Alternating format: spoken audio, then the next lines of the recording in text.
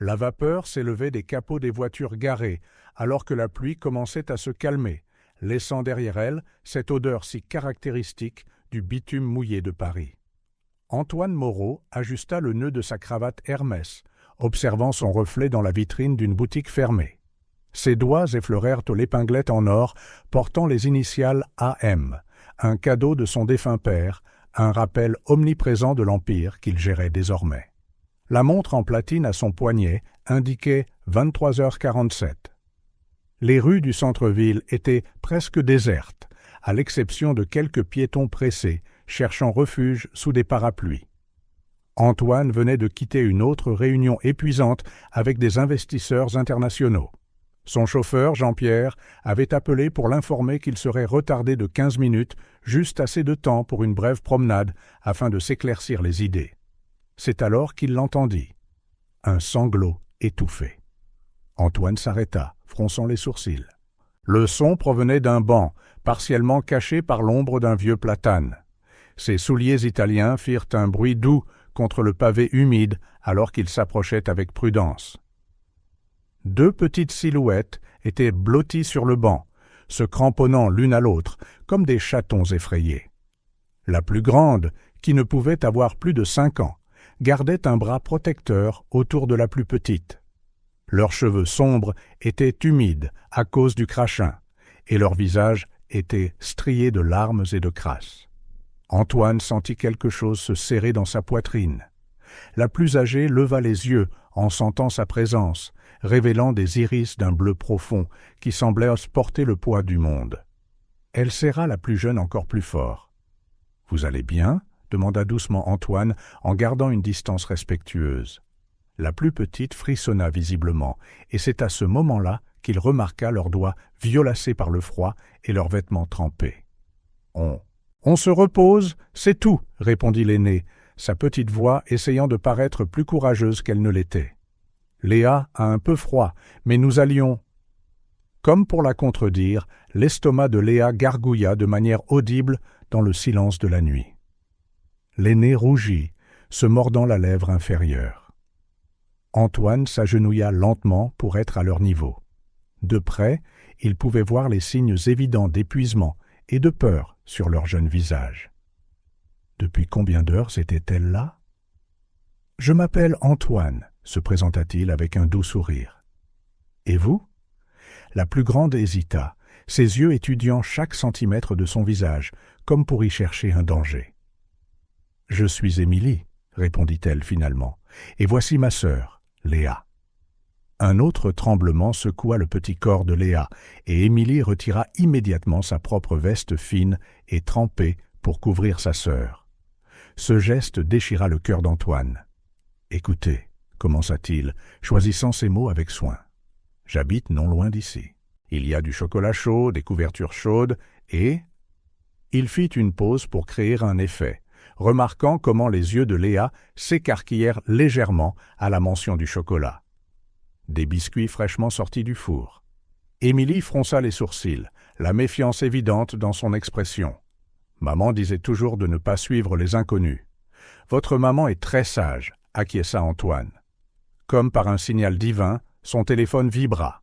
C'était Jean-Pierre, son chauffeur, l'informant qu'il arrivait. « Regardez, ma voiture arrive. C'est une limousine noire avec un chauffeur en uniforme. Vous pouvez la voir de loin.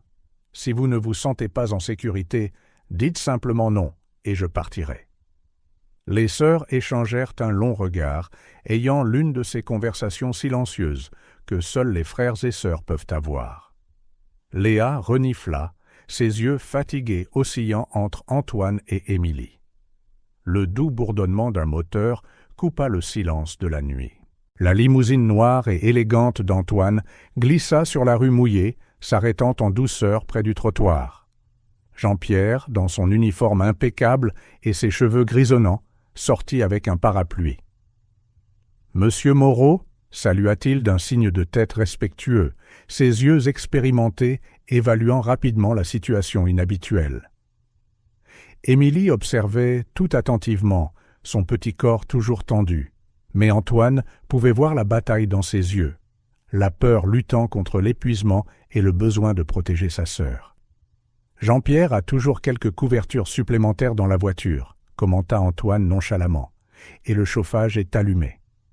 Ce fut Léa qui décida pour elle. Frissonnant plus fort, elle chuchota quelque chose à l'oreille d'Émilie, et après quelques secondes d'hésitation, Émilie hocha lentement la tête. « On peut voir la voiture ?» demanda Émilie, sa voix encore craintive. Antoine sourit, gardant une distance rassurante, tandis que les sœurs se levaient du banc. Léa vacilla légèrement, ses jambes engourdies par le froid et le fait d'être restée assise si longtemps.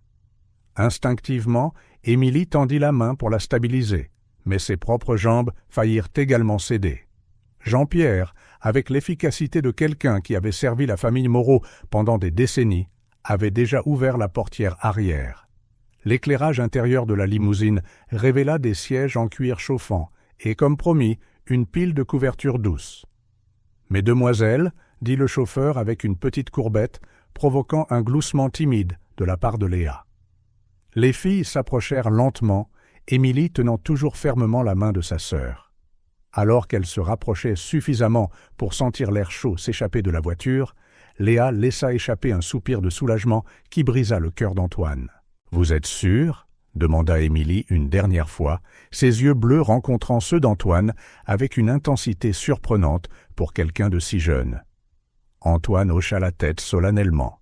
« Absolument sûr. » Après un autre moment d'hésitation, Émilie aida Léa à monter dans la voiture, et toutes deux furent bientôt enveloppées dans des couvertures douces.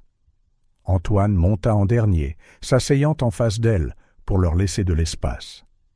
Alors que la limousine glissait à travers la nuit pluvieuse de Paris, Antoine observait les deux petites silhouettes devant lui. Léa luttait déjà contre le sommeil, sa tête appuyée contre l'épaule de sa sœur. Émilie, bien que clairement épuisée, restait alerte, rencontrant occasionnellement son regard à travers l'espace entre elles. Antoine savait qu'il y avait beaucoup de questions à poser, beaucoup d'explications nécessaires, mais pour l'instant, alors que les lumières de la ville dansaient sur les vitres teintées et que la chaleur commençait enfin à redonner des couleurs aux joues des filles, il s'autorisa simplement à sentir cette étrange certitude que sa vie était sur le point de changer complètement. Et pour la première fois depuis longtemps, la perspective du changement ne l'effrayait pas. La villa Moreau émergea de l'obscurité, tel un phare dans la nuit d'orage, ses fenêtres illuminées se reflétant dans les flaques de pluie du jardin méticuleusement entretenu. Jean-Pierre guida la limousine dans l'allée circulaire, s'arrêtant sous le portique de l'entrée principale. Antoine remarqua que Léa avait finalement succombé au sommeil, sa respiration douce et régulière contre l'épaule d'Émilie, qui restait vigilante malgré ses paupières lourdes. Avant qu'il ne puisse parler, la lourde porte en chêne de la villa s'ouvrit, révélant Geneviève Moreau dans sa robe de chambre en soie bleu marine. « Antoine, mon chéri, j'étais inquiète.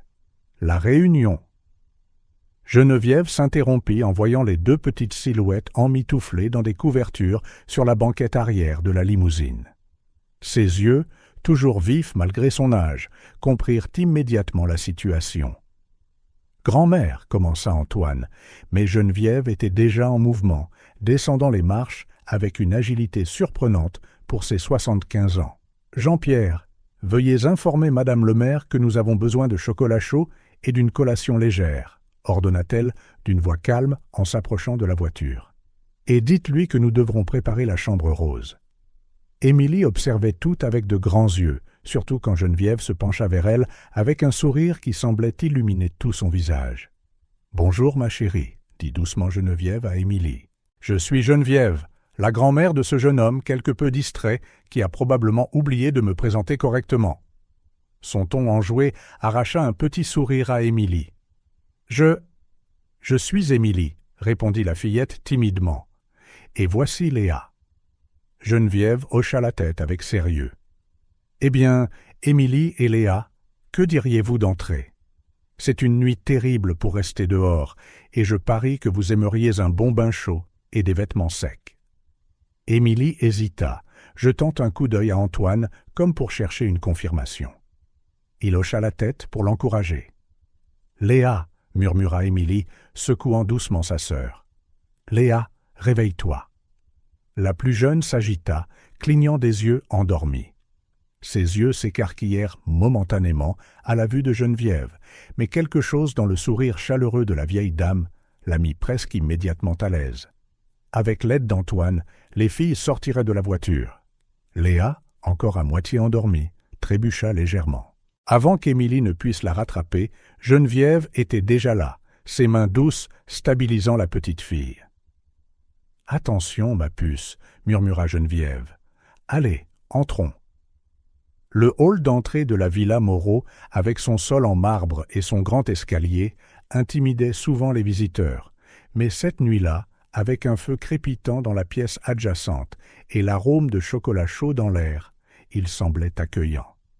Madame le maire, la gouvernante qui servait la famille depuis 2 décennies, attendait déjà avec des serviettes chaudes et un sourire maternel. « Le bain est prêt, Madame Geneviève, et le chocolat chaud sera fait dans quelques minutes. »« Excellent, Maria, » répondit Geneviève.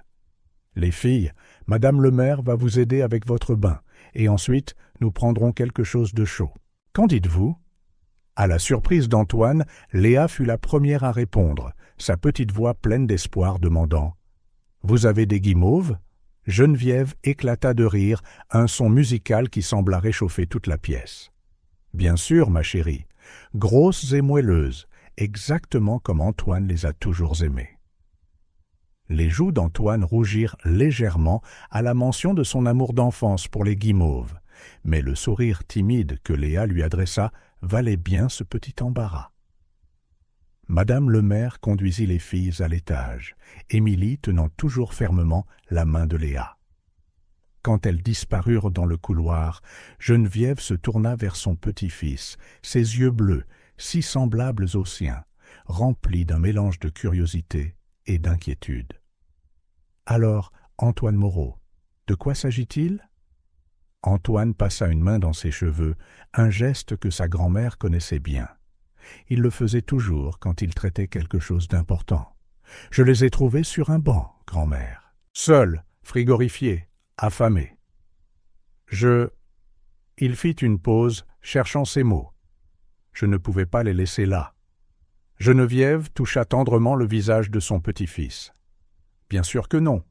Tu as le cœur de ton père. » Elle marqua une pause significative. « Et j'espère le bon sens de ta grand-mère. As-tu contacté les autorités ?»« Pas encore. Elles avaient si peur, grand-mère. J'ai pensé qu'il valait mieux gagner leur confiance d'abord. » Geneviève hocha la tête, pensive. « Sage décision. Demain matin, nous pourrons... » Un cri aigu l'interrompit. En quelques secondes, Antoine montait les escaliers 4 à 4, Geneviève, juste derrière lui, avec une agilité surprenante. Ils trouvèrent Émilie dans le couloir, des larmes coulant sur son visage, tandis que Madame le maire essayait de la calmer. Léa s'accrochait à sa sœur, l'air effrayé. « Que s'est-il passé » demanda Antoine, le cœur battant. « L'eau » sanglota Émilie. « J'ai cru que c'était comme avant, quand... » Geneviève s'approcha calmement, s'agenouillant devant les filles, malgré ses genoux protestataires. « Tout va bien, ma chérie. Tu es en sécurité ici. » Elle ouvrit les bras et, à la surprise de tous, Émilie se jeta pratiquement dedans, sanglotant contre son épaule.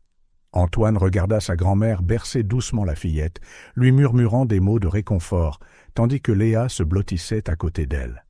Quelque chose dans sa poitrine se serra à cette vue. « Maria, » dit Geneviève doucement, « pourquoi n'apporteriez-vous pas le chocolat chaud dans ma chambre ? Je pense que nous pouvons sauter le bain pour ce soir. » La gouvernante hocha la tête, se glissant discrètement dans les escaliers. Geneviève continua de tenir les filles jusqu'à ce que les sanglots d'Émilie se calment. « Venez, » dit-elle finalement, se relevant avec une certaine difficulté. « J'ai de vieilles chemises de nuit de l'époque où mes petites filles venaient en visite.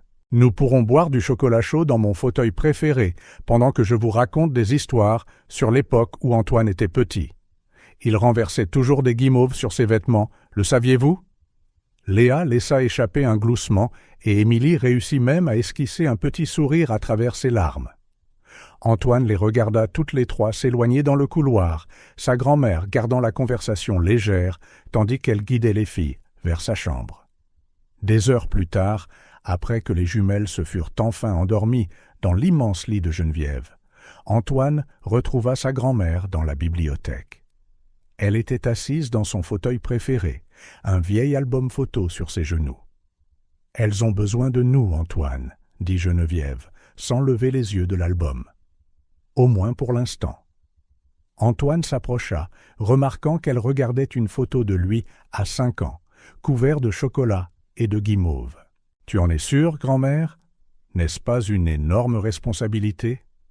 Geneviève leva enfin son regard, et Antoine reconnut ce regard déterminé qui avait fait d'elle l'une des femmes les plus respectées de Paris. « L'âge m'a apporté beaucoup de choses, mon cher. La sagesse, j'espère. La patience, certainement. Mais par-dessus tout, il m'a appris à reconnaître quand le destin place quelque chose ou quelqu'un sur notre chemin pour une raison. » Antoine hocha lentement la tête, pensant aux 2 petites silhouettes endormies à l'étage. Temporairement, alors. Jusqu'à ce que nous en sachions plus sur leur situation. Geneviève sourit en fermant doucement l'album. Temporairement, acquiesça-t-elle, bien qu'il y eût quelque chose dans son ton qui suggérait qu'elle en savait plus qu'elle ne le laissait paraître. Maintenant, va te reposer, mon cher. Demain sera une longue journée. Alors qu'il montait les escaliers vers sa chambre, Antoine ne pouvait s'empêcher de penser que sa grand-mère avait raison, comme d'habitude. Le destin avait ses propres plans, et parfois, tout ce que nous pouvons faire, c'est ouvrir notre cœur et faire confiance. Le vendredi après-midi s'étirait avec la lenteur typique des jours importants. Antoine pouvait à peine se concentrer sur l'écran de son ordinateur portable, son esprit vagabondant constamment vers les 2 jeunes invités qui vivaient maintenant à la Villa Moreau. Après 3 jours de réunions interminables, il rentrait enfin tôt à la maison. Le bruit doux des pneus de la limousine sur l'allée circulaire fit naître un sourire involontaire sur ses lèvres. À travers la fenêtre, il aperçut Geneviève dans le jardin, supervisant pendant qu'Émilie aidait le jardinier à planter des tulipes. La fillette avait des taches de terre sur les joues et un sourire sincère sur le visage, un spectacle qui devenait de plus en plus fréquent. « Bienvenue, monsieur Moreau », dit Jean-Pierre en ouvrant la portière. Antoine s'apprêtait à répondre quand une petite silhouette floue se précipita vers lui. « Antoine !» cria Léa, ses boucles sombres rebondissant à chaque pas. Elle s'arrêta brusquement devant lui, les mains cachées derrière le dos, un air mystérieux sur son petit visage rond. « Bonjour, toi !» sourit-il en s'accroupissant à sa hauteur. « Qu'est-ce que tu fabriques ?» Léa se mordit la lèvre, jetant un rapide coup d'œil par-dessus son épaule pour voir si quelqu'un faisait attention. Satisfaite de leur intimité, elle avança ses mains. Dans sa petite paume rose reposait une vieille clé en bronze, ternie par le temps. Elle avait un dessin complexe à l'extrémité, quelque chose qui ressemblait vaguement à une rose enlacée de lierre. Antoine fronça les sourcils, intrigué. « Où as-tu trouvé ça, Léa ?» La fillette pressa la clé contre sa poitrine, ses yeux grands et sérieux. « C'est important, » murmura-t-elle, comme si elle partageait un secret précieux. « Important comment ?» demanda doucement Antoine, remarquant comment ses petits doigts se recroquevillaient, protecteurs autour de l'objet. « Je ne sais pas, » admit Léa après un moment d'hésitation. « Mais je le sens là. » Elle tapota sa propre poitrine au-dessus de son cœur, avec un sérieux qui semblait dépasser son jeune âge. Antoine étudia son expression, essayant de comprendre. Léa avait toujours semblé la plus insouciante des 2 sœurs, toujours prête avec un sourire ou un rire. Mais maintenant, il y avait quelque chose de différent dans ses yeux, peut-être une lueur de reconnaissance. « Tu pourrais la garder pour moi ?» demanda-t-elle, la voix légèrement tremblante. « Émilie n'aime pas quand je parle de la clé. Ça la rend triste. » La mention d'Émilie fit qu'Antoine se retourna vers le jardin. L'autre jumelle était toujours absorbée par ses tâches parmi les fleurs, apparemment inconsciente de la conversation qui se déroulait près de l'entrée. « Bien sûr que je peux, » répondit-il en tendant la main. Léa plaça la clé dans sa paume avec une délicatesse surprenante. Le métal semblait chaud de son contact. « Promets que tu en prendras bien soin. »« Je promets. » Antoine leva son petit doigt et Léa accrocha le sien autour avec un sourire soulagé. « Et si on allait voir ce que ta sœur fait dans le jardin ?» Léa hocha la tête avec enthousiasme, retrouvant son attitude habituelle de fillette de 5 ans. Elle attrapa la main d'Antoine et le tira vers le jardin, bavardant déjà sur les tulipes que Geneviève avait promises pour le printemps. Plus tard, seul dans son bureau, Antoine étudia la clé sous la lumière de la lampe. Elle était plus lourde qu'elle n'y paraissait au premier abord, et certainement ancienne.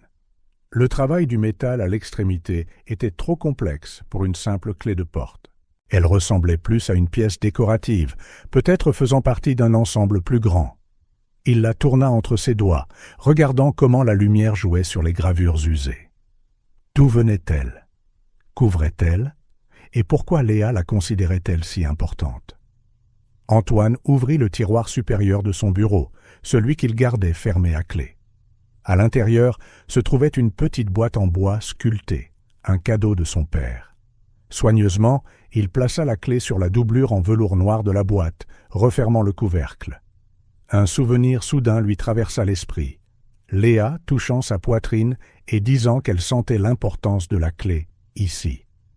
Le geste avait semblé si naturel, si familier.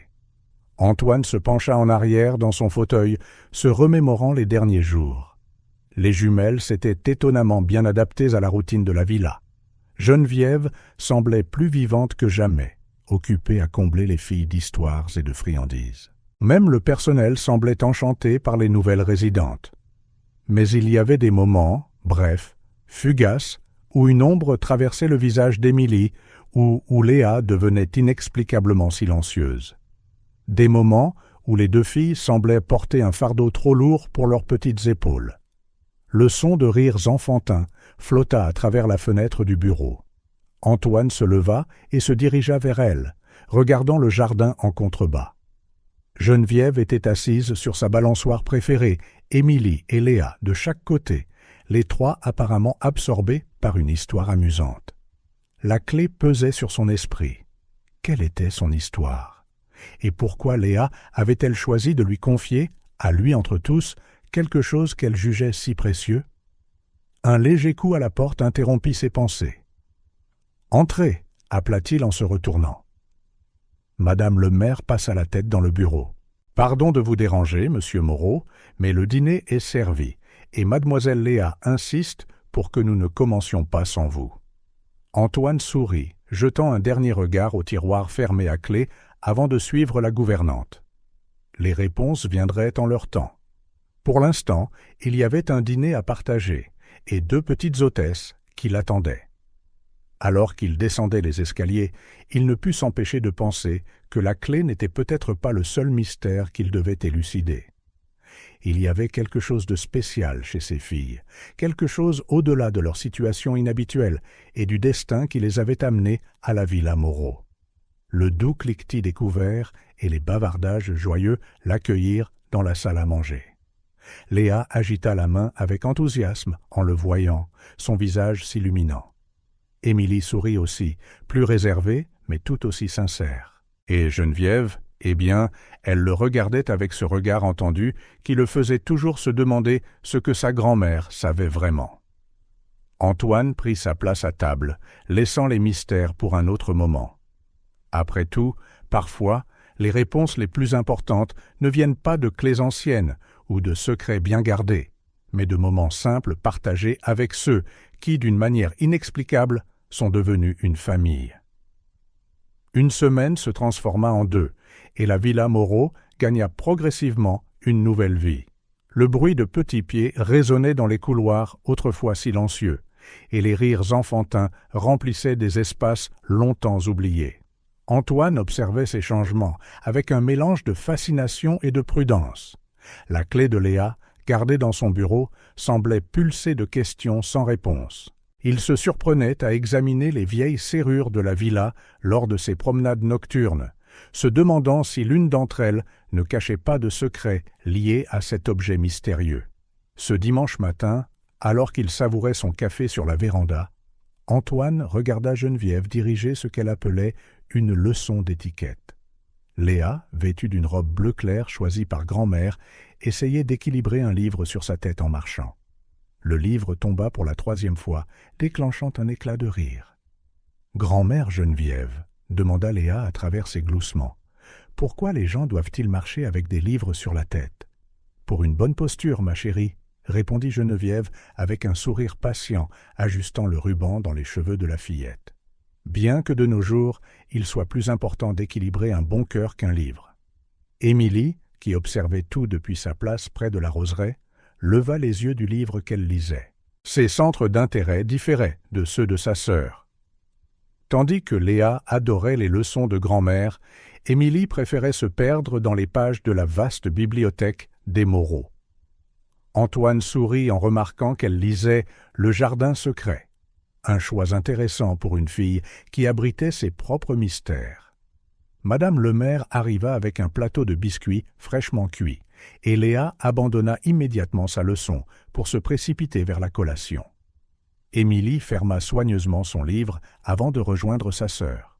« Elles s'épanouissent », commenta Geneviève en se rapprochant d'Antoine, « comme mes roses au printemps. » Antoine hocha la tête, pensif. « Mais il y a encore des épines, grand-mère. Des moments où elle se renferme, surtout Émilie. Chaque rose a ses épines, mon cher. C'est leur façon de se protéger jusqu'à ce qu'elles se sentent suffisamment en sécurité pour s'épanouir pleinement. » La sagesse dans les paroles de Geneviève fit de nouveau penser Antoine à la clé. Peut-être était-ce l'une de ces épines, un secret que les filles portaient comme protection. Le son d'une musique de piano interrompit ses pensées. Jean-Pierre avait allumé la vieille chaîne stéréo, et les notes douces de Chopin flottaient dans l'air. Léa se mit immédiatement à tournoyer, éparpillant des miettes de biscuits partout. Maman jouait du piano, remarqua doucement Émilie, si doucement que seuls Antoine et Geneviève, qui se trouvaient à proximité, purent l'entendre. C'était la première fois que l'une des filles mentionnait volontairement leurs parents. Antoine partagea un regard significatif avec Geneviève, qui lui signala discrètement de ne pas insister. « Nous avons un piano dans le salon de musique », commenta-t-il nonchalamment. « Personne ne l'a utilisé depuis des années. » Les yeux d'Émilie s'écarquillèrent légèrement. « Il y a une pièce, juste pour la musique ?»« Oh oui », intervint Geneviève en douceur. Antoine y prenait des leçons quand il était enfant. Il était terrible, je dois l'admettre. « Grand-mère !» protesta Antoine, faisant rire les filles. « On peut la voir ?» demanda Émilie, une étincelle de véritable intérêt dans les yeux. Antoine se leva, tendant la main. Bien sûr, pourquoi pas? Le salon de musique était situé dans l'aile ouest de la villa, un espace élégant avec des fenêtres allant du sol au plafond et une acoustique parfaite. Un piano à queue Steinway occupait la place d'honneur, sa finition noire reflétant la lumière du matin. Émilie s'approcha de l'instrument avec révérence, ses petits doigts effleurant légèrement les touches jaunies. Léa, quant à elle, était plus intéressée par les rideaux de velours rouge. « Regarde, Émilie !» appela-t-elle en s'enveloppant dans le tissu lourd. « On dirait une princesse. » Mais Émilie était perdue dans son propre monde, les yeux fixés sur les touches du piano. Antoine remarqua qu'elle plaçait ses doigts dans la bonne position. Quelqu'un lui avait certainement appris quelque chose. « Tu joues ?» demanda-t-il doucement. Émilie fit un pas en arrière, comme si elle se réveillait d'un rêve. « Maman m'apprenait, » répondit-elle, la voix légèrement tremblante. Geneviève, observant depuis l'embrasure de la porte, intervint avec sa grâce habituelle. « Eh bien, je pense qu'il est temps de redonner vie à cette pièce. Que diriez-vous de commencer par quelques leçons de piano ?» Le visage d'Émilie s'illumina un instant avant qu'une ombre familière ne traverse ses traits. « Nous ne voulons pas déranger. »« Déranger ?» Geneviève rit doucement. « Ma chérie, la musique n'est jamais un dérangement. C'est l'âme, et cette maison est silencieuse depuis bien trop longtemps. » Antoine regarda la scène, sentant quelque chose s'agiter en lui. La villa Moreau avait toujours été grandiose, imposante, un symbole de l'héritage de sa famille. Mais maintenant, en voyant Léa danser avec les rideaux pendant qu'Émilie essayait quelques notes hésitantes au piano, il réalisa que la véritable grandeur d'une maison ne réside peut-être pas dans son architecture ou son histoire, mais dans les moments vivants qu'elle abrite. Dans sa poche, la clé pesait comme un rappel. Combien d'autres secrets la villa cachait-elle? Combien d'histoires attendaient d'être découvertes derrière des portes longtemps fermées? Pour l'instant, alors que Geneviève commençait à enseigner une chanson simple à Émilie et que Léa essayait d'imiter les doigts de sa sœur sur les touches, Antoine décida que certains mystères pouvaient attendre. Après tout, parfois, les découvertes les plus importantes se produisent non pas lorsque nous partons à leur recherche, mais lorsque nous laissons la vie trouver son propre rythme. Le matin se transforma en après-midi, et le salon de musique, silencieux depuis si longtemps, se remplit de notes hésitantes, de rires et de fausses notes occasionnelles. C'était une nouvelle mélodie dans la symphonie de la Villa Moreau, imparfaite peut-être, mais parfaitement à eux. Le bureau d'Antoine était baigné de la lumière dorée du soir quand il trouva la première photo. Il fouillait dans de vieux plans de la villa, cherchant des indices sur des portes ou des compartiments cachés que la mystérieuse clé pourrait ouvrir quand une enveloppe jaunie glissa d'entre les pages. Sur la photographie, un Antoine de 5 ans souriait avec 2 dents de devant manquantes, assis sur la même balançoire de jardin où Geneviève racontait maintenant des histoires aux jumelles. Son père, Michel Moreau, était à côté de lui, arborant ce doux sourire qui manquait tant à Antoine. « Je pensais bien te trouver ici. » Antoine leva les yeux pour voir Geneviève, debout dans l'embrasure de la porte, ce regard entendu sur son visage. « Les filles ?» demanda-t-il discrètement, glissant les plans de la villa sous d'autres papiers. « Elles dorment. Léa a insisté pour porter ce pyjama licorne que nous avons acheté, même s'il est beaucoup trop grand, dit Geneviève en se rapprochant, ses yeux attrapant la vieille photo dans sa main. « Ah, je me souviens de ce jour. Ton père venait juste d'installer la balançoire. » Antoine passa ses doigts sur la surface usée de la photo. « Elle me rappelle cette époque, grand-mère. La façon dont Léa rit de tout, la façon dont Émilie essaie toujours d'agir plus vieille qu'elle ne l'est. »« Comme tu l'étais, » compléta doucement Geneviève en s'installant dans le fauteuil près de son bureau. « Surtout après que tes parents. » Elle laissa la phrase en suspens. Un cri étouffé venant de l'étage les glaça tous les deux. En quelques instants, Antoine entendit les pas rapides dans le couloir, signalant que les jumelles étaient réveillées et en mouvement. Quelques secondes plus tard, Émilie apparut dans l'embrasure du bureau, à bout de souffle. « Léa a fait un cauchemar, » expliqua-t-elle, ses grands yeux suppliants. Antoine n'hésita pas. En quelques pas, il était dans le couloir, montant les escaliers avec Émilie sur ses talons. Ils trouvèrent Léa recroquevillée dans le grand lit rose, sanglotant doucement. « Hé, ma petite » appela doucement Antoine en s'asseyant sur le bord du lit. « Tu veux en parler ?» Léa secoua la tête, mais se jeta dans ses bras, enfouissant son visage dans sa poitrine. Antoine la serra instinctivement, sa main dessinant de doux cercles dans son dos. Émilie grimpa sur le lit de l'autre côté, partagée entre l'inquiétude pour sa sœur et autre chose, peut-être la surprise de voir avec quelle naturalité Antoine gérait la situation. « Quand j'étais petit, » commença Antoine d'une voix basse et réconfortante, « ma mère me chantait une chanson chaque fois que je faisais des cauchemars. Elle n'était pas très douée, pour être honnête, mais ça marchait. Un sanglot qui ressemblait presque à un rire s'échappa de Léa. « Notre maman chantait aussi, » dit doucement Émilie, ses doigts tripotant l'ourlet de son pyjama. Elle connaissait toutes les chansons de Disney.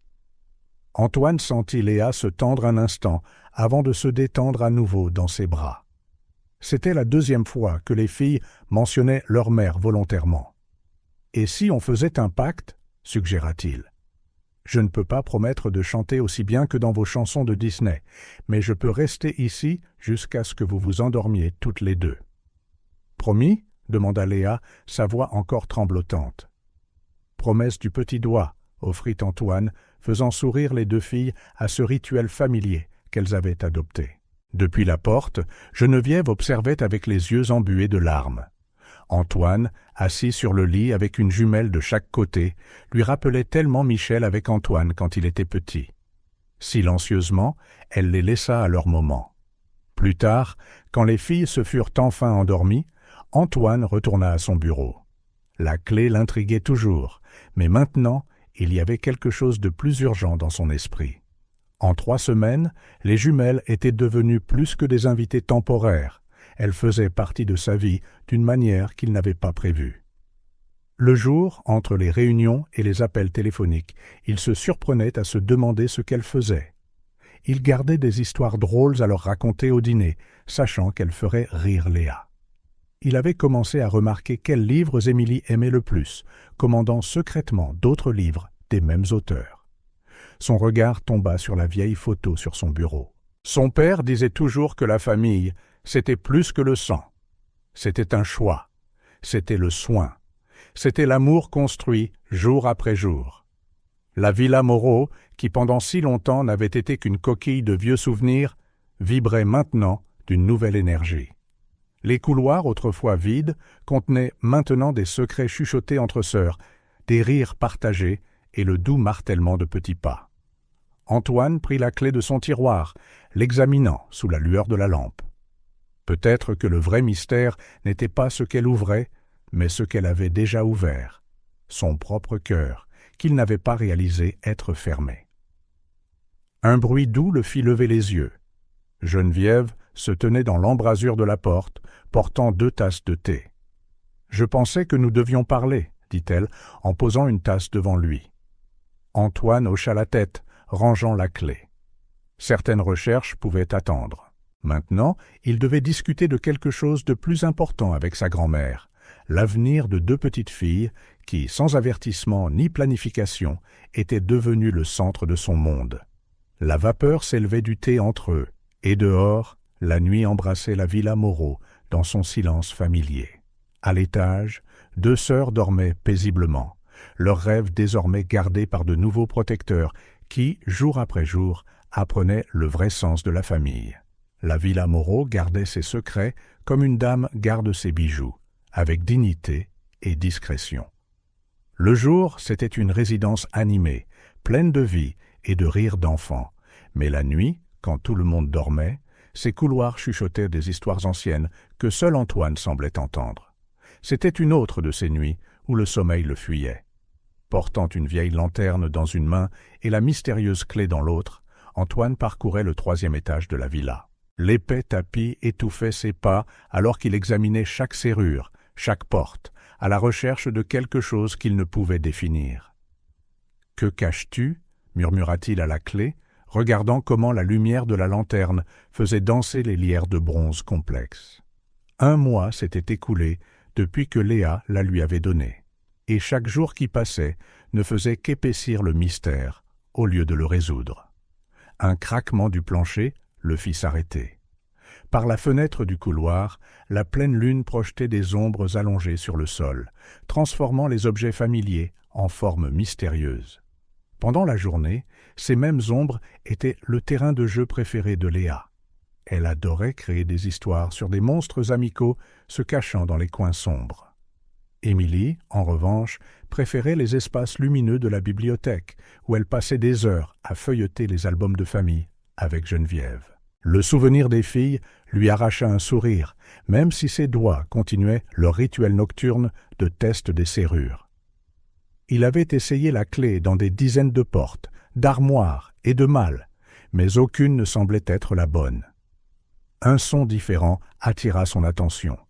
Des pas légers descendant l'escalier principal. Éteignant la lanterne, Antoine se déplaça silencieusement pour voir le hall en contrebas.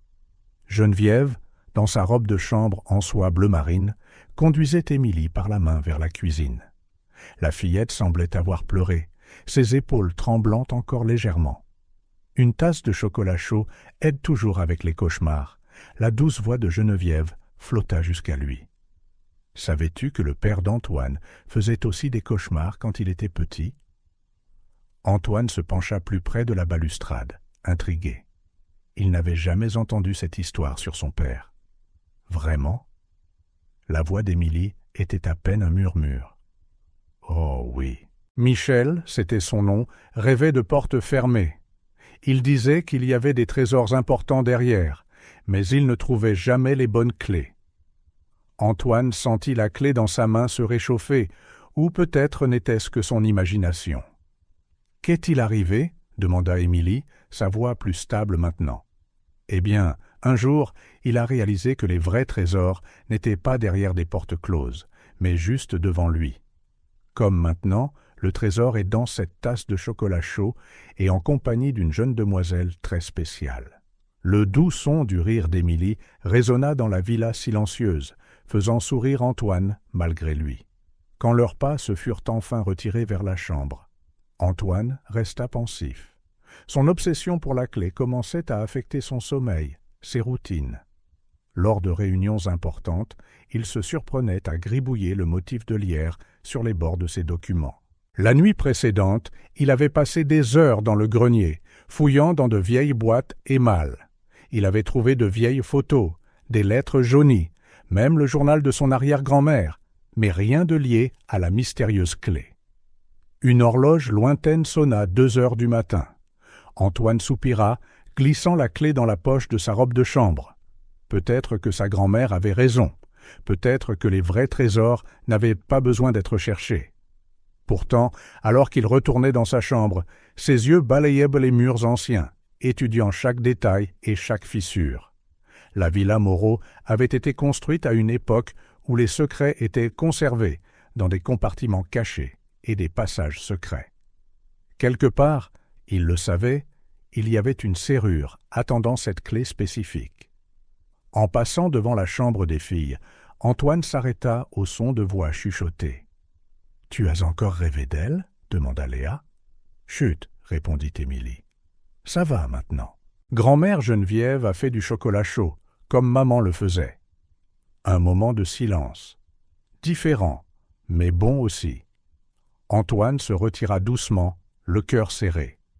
Les filles parlaient rarement de leur ancienne vie, et il respectait ce silence.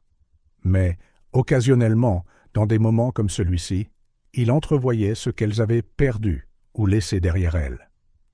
De retour dans sa chambre, Antoine plaça la clé dans sa boîte habituelle. Le métal brillait sous la lampe, comme pour se moquer de sa recherche infructueuse. « Qu'essaies-tu de me dire » murmura-t-il en fermant le couvercle de la boîte. Allongé dans son lit, regardant les ombres danser au plafond, Antoine pensa à sa propre enfance à la villa. Combien de secrets ces vieux murs détenaient-ils? Combien d'histoires attendaient d'être découvertes? Le sommeil le gagna finalement, apportant des images floues de couloirs sans fin et de portes fermées. Mais avant de s'endormir complètement, une pensée lui traversa l'esprit. Peut-être que le vrai mystère n'était pas ce que la clé ouvrait, mais pourquoi Léa l'avait choisi, lui entre tous, pour la garder en sécurité. Dehors, la lune poursuivait sa veillée silencieuse sur la villa Moreau, tandis que ses habitants dormaient, chacun portant ses propres secrets, ses propres clés, ses propres portes non ouvertes. Le doux son du piano flottait dans les couloirs de la villa Moreau comme une douce brise. Émilie, concentrée sur les touches devant elle, jouait une version simplifiée de Clair de lune, avec une précision surprenante pour quelqu'un de si jeune. Ses petites mains se déplaçaient avec une confiance croissante, tandis que Geneviève observait fièrement. « Elle a un don naturel », chuchota sa professeure de piano, Madame Rousseau, à Antoine, qui avait interrompu sa recherche sans fin de la villa en entendant la musique. « En 30 ans d'enseignement, j'ai rarement vu une telle sensibilité chez quelqu'un de si jeune. » Antoine hocha la tête, remarquant comment Émilie semblait transformée au piano, plus légère, plus libre. C'était comme si la musique déverrouillait quelque chose en elle, tout comme il espérait que la mystérieuse clé déverrouillerait. Eh bien, tout ce qu'elle était censée ouvrir. De l'autre côté de la pièce, Léa était assise sur le rebord de la fenêtre, les jambes pendantes dans le vide, alors qu'elle gribouillait dans un carnet à croquis. Depuis que Geneviève avait découvert sa passion pour l'art, la petite n'était jamais sans son matériel de dessin. « Regarde, Antoine !» appela Léa, brandissant son dernier dessin. « C'est la villa. » Antoine s'approcha, impressionné par le niveau de détail capturé par une fillette de 5 ans. La villa Moreau était là, avec ses fenêtres cintrées et ses tours imposantes, mais il y avait autre chose, des détails qu'il ne se souvenait pas d'avoir remarqués. « Qu'est-ce que c'est ici ?» demanda-t-il, pointant une ligne particulière que Léa avait dessinée près de l'aile ouest. « C'est une porte secrète, » répondit Léa avec enthousiasme. Je l'ai trouvé en jouant à cache-cache avec Jean-Pierre hier. Antoine sentit son cœur faire un bond. Une porte secrète? Oui. Il y a un panneau dans le mur qui fait « clic » quand on pousse dessus. Geneviève, qui s'était approchée pour voir le dessin, échangea un regard significatif avec Antoine. « La villa Moreau a toujours été pleine de surprises, » dit-elle. Quand Antoine était petit, il adorait chercher des passages secrets. « Il le fait toujours, » ajouta Léa innocemment, faisant rougir Antoine. Apparemment, ses explorations nocturnes n'étaient pas aussi discrètes qu'il le pensait. La musique s'arrêta, et Émilie les rejoignit, les yeux brillants du plaisir d'une performance réussie. « C'était charmant, ma chérie », loua Geneviève en serrant la fillette dans ses bras. Puis, comme frappée par une idée soudaine, elle ajouta « Vous savez, je pense qu'il est temps de donner à cette villa une touche spéciale. Que diriez-vous de créer un espace juste pour vous ?» Les jumelles se regardèrent, surprises et curieuses. « L'aile est à plusieurs pièces que nous n'utilisons pas depuis des années, » poursuivit Geneviève.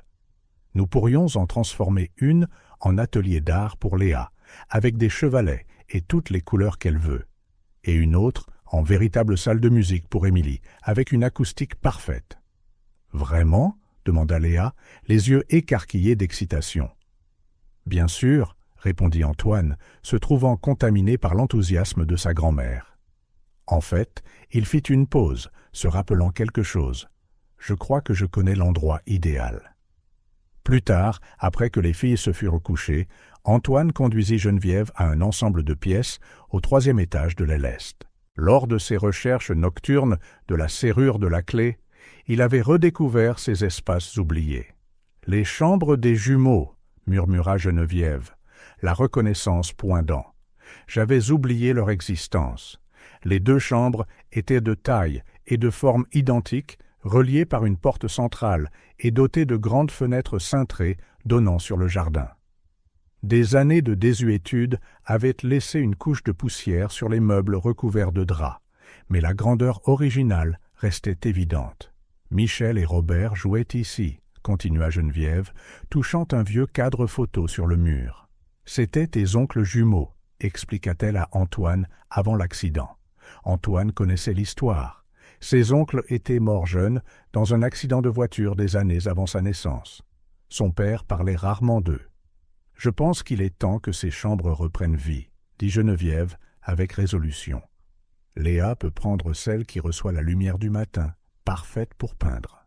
Émilie peut avoir la lumière de l'après-midi pour ses séances de piano. » Alors qu'ils discutaient des détails de la rénovation, Antoine remarqua quelque chose de curieux sur la plinthe. S'agenouillant, il passa ses doigts sur une sculpture presque invisible. « Grand-mère, regarde ça. » Geneviève s'approcha, ajustant ses lunettes. « Ah oui, le passage des jumeaux. Tes oncles l'ont découvert par accident quand ils avaient 6 ans. Il y a un système de tunnels qui relie différentes parties de la villa. Michel prétendait que c'était pour les urgences, mais je soupçonne qu'il a été construit plus pour la fantaisie que pour la nécessité. » Antoine sentit la clé devenir lourde dans sa poche. Se pourrait-il? « Les filles vont adorer, » continua Geneviève, apparemment inconsciente de l'excitation de son petit-fils.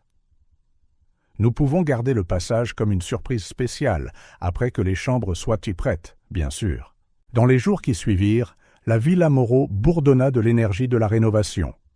Léa passa des heures à discuter des schémas de couleurs avec le décorateur, tandis qu'Émilie étudiait des catalogues de piano avec un sérieux adorable. Antoine partageait son temps entre la supervision des travaux et l'exploration du système de tunnels nouvellement découvert. Chaque nuit apportait de nouvelles découvertes, un escalier caché ici, un placard secret là. Mais aucune serrure ne semblait correspondre à la clé de Léa. Un après-midi particulièrement chargé, alors qu'il supervisait la livraison du nouveau piano d'Émilie, Antoine entendit une mélodie familière venant du jardin. Léa était assise sous un arbre, fredonnant en dessinant, tandis qu'Émilie pratiquait ses gammes à la fenêtre ouverte au-dessus. Il s'arrêta pour apprécier l'aisance naturelle avec laquelle les jumelles s'étaient intégrées à la vie de la villa. Leur talent s'épanouissait, comme les roses de Geneviève, nourries par l'amour et les soins qu'elles recevaient. La villa Moreau, qui n'avait longtemps été qu'une coquille de vieux souvenirs, était maintenant vivante d'un nouveau but. Partout, il y avait des signes des petits changements que les jumelles avaient apportés, les dessins de Léa collés sur le réfrigérateur, les partitions d'Émilie éparpillées dans la bibliothèque, les rires résonnant dans les couloirs autrefois silencieux. Et peut-être, pensa Antoine en regardant le soleil couchant dorer les vieilles pierres de la villa, que certaines portes n'avaient pas besoin de clé pour s'ouvrir. Certaines s'ouvraient simplement d'elles-mêmes, quand le moment et le cœur étaient prêts. Le grenier de la villa Moreau était un monde en soi, suspendu dans le temps et recouvert par des décennies de poussière. Antoine avait reporté cette exploration, en partie à cause de l'effort requis pour trier tant d'années d'histoire familiale accumulées, en partie parce que quelque chose dans cet espace l'intimidait. Mais ce dimanche après-midi, pendant que les jumelles jouaient dans le jardin sous l'œil vigilant de Geneviève, il rassembla enfin le courage de monter l'escalier étroit menant au dernier refuge inexploré de la villa. Le vieux bois craqua sous ses pieds alors qu'il poussait la trappe. L'air était épais, rempli de l'odeur particulière des vieux souvenirs. Cèdre, papier vieilli et temps stagnant. Antoine alluma sa lanterne, son faisceau dansant parmi des formes drapées de drap blanc, créant des ombres qui semblaient bouger d'elles-mêmes. « Voyons ce que tu caches » murmura-t-il à l'espace silencieux, sortant la clé de sa poche. Après des semaines de recherches infructueuses, elle était devenue une présence constante contre sa poitrine, comme un talisman. Méthodiquement, Antoine commença à explorer le vaste grenier. Il y avait de vieux meubles sous des draps, des piles de tableaux encadrés, des malles et des boîtes étiquetées avec l'écriture élégante de diverses générations Moreau. Chaque objet semblait raconter une histoire, garder un secret. Un miroir particulièrement grand attira son attention. En retirant le drap, Antoine vit son reflet dans sa surface, taché par le temps. Un instant, il crut voir l'image de son père. Il avait toujours ressemblé à Michel, mais maintenant, avec les soucis des dernières semaines gravés sur son visage, la similitude était presque troublante. Le son de rires enfantins flotta à travers la petite fenêtre du grenier, le rappelant au présent. En bas, Léa montrait probablement ses dernières œuvres d'art à Geneviève, tandis qu'Émilie pratiquait sa musique. Incroyable comme, en si peu de temps, les jumelles étaient devenues une partie intégrante de leur vie.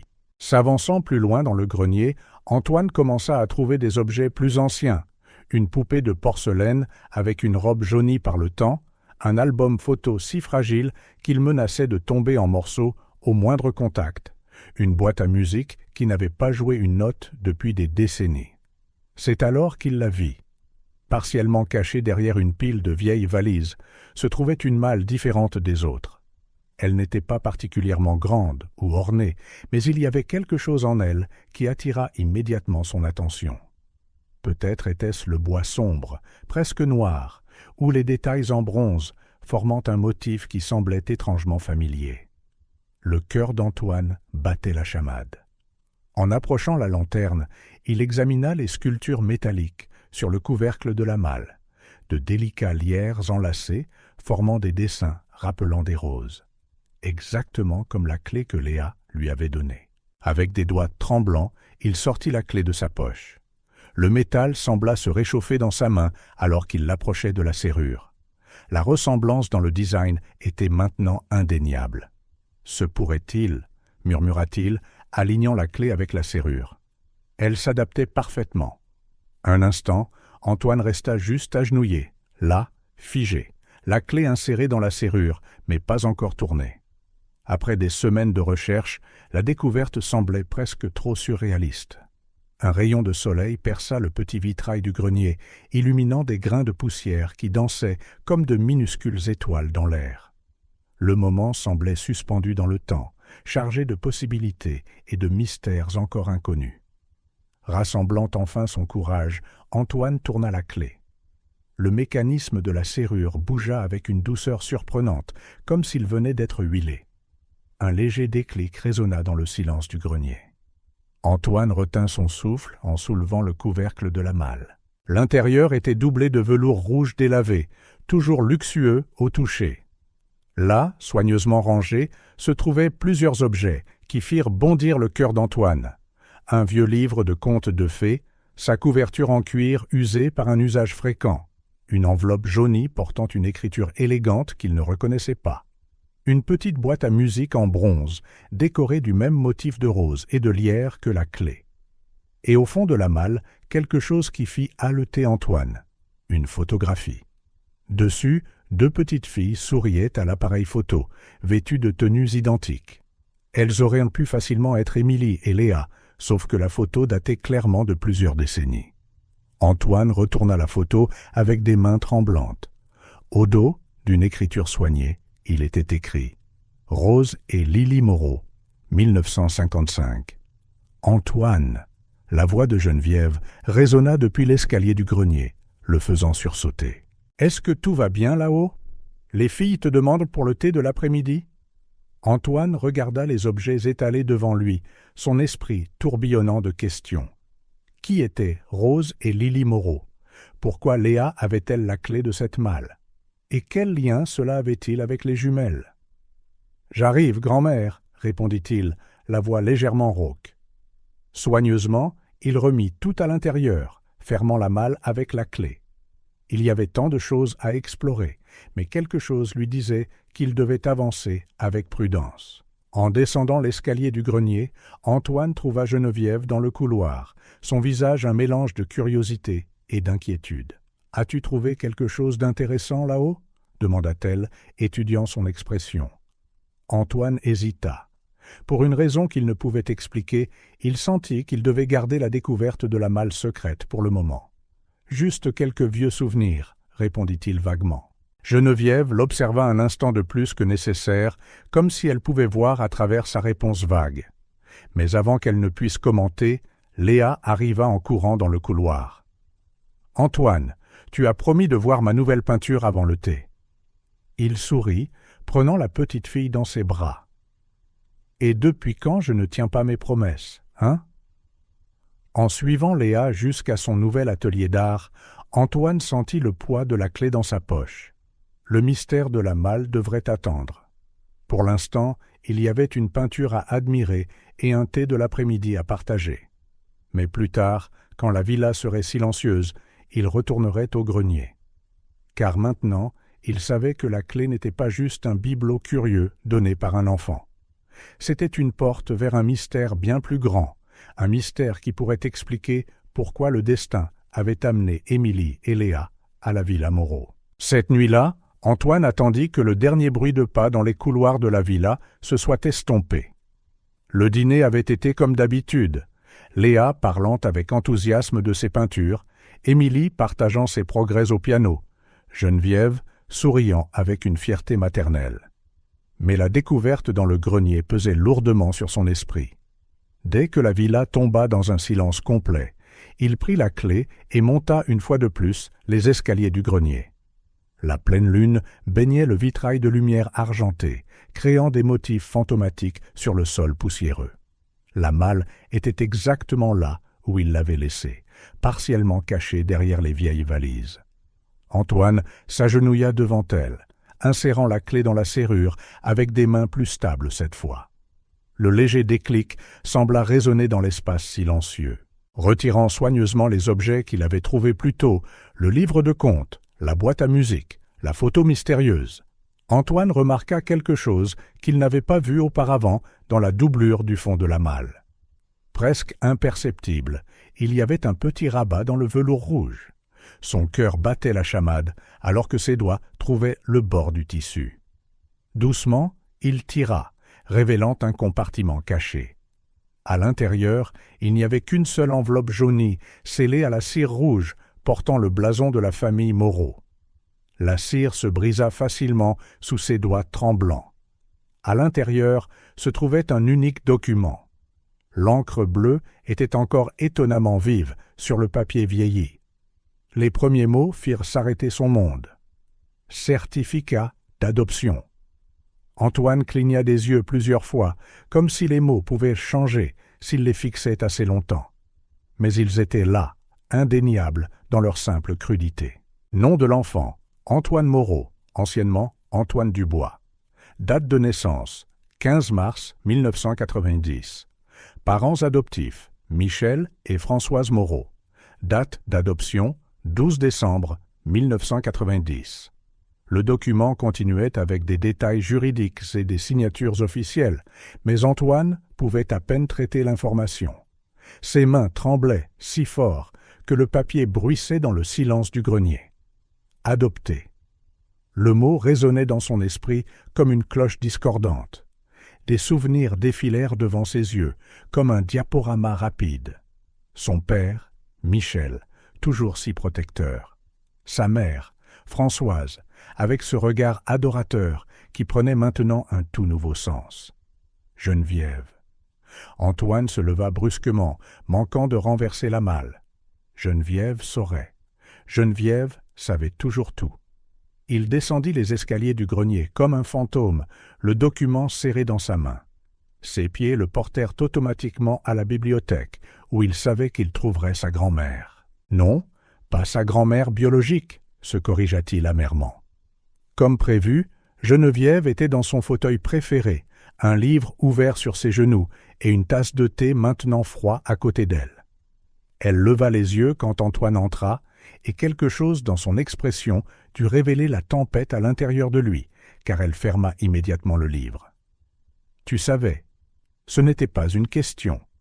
Geneviève ne répondit pas tout de suite. Au lieu de cela, elle étudia le document froissé dans sa main, son visage calme, d'une manière que seules des décennies d'expérience dans la haute société pouvaient conférer. « Assieds-toi, Antoine, dit-elle doucement. Je ne veux pas m'asseoir. » Sa voix sortit plus fort que prévu et il la baissa instantanément, conscient des filles endormies à l'étage. 35 ans, grand-mère. Non, Geneviève, 35 ans de mensonges. Ce n'ont jamais été des mensonges, Antoine, répondit Geneviève, sa voix ferme mais douce. Tu as toujours été un Moreau. Le sang n'est qu'une des nombreuses sortes de vérités. Antoine laissa échapper un rire sans humour, passant ses mains dans ses cheveux de frustration. Vraiment? Quelles autres vérités ont été commodément cachées? Qui sont mes parents biologiques? Pourquoi ai-je été adopté? Pourquoi personne ne me l'a jamais dit? Geneviève expira profondément, et pour la première fois, Antoine remarqua le poids de ses années dans sa posture. Tes parents, Michel et Françoise, voulèrent te le dire quand tu aurais 18 ans. Mais ensuite, sa voix faiblit légèrement. Ensuite, l'accident est arrivé, et tu souffrais déjà tellement. Antoine sentit ses jambes faiblir et s'autorisa finalement à s'effondrer dans le fauteuil en face de Geneviève. L'accident. Ses parents étaient morts dans un accident de voiture quand il avait 17 ans, quelques mois seulement avant son 18e anniversaire.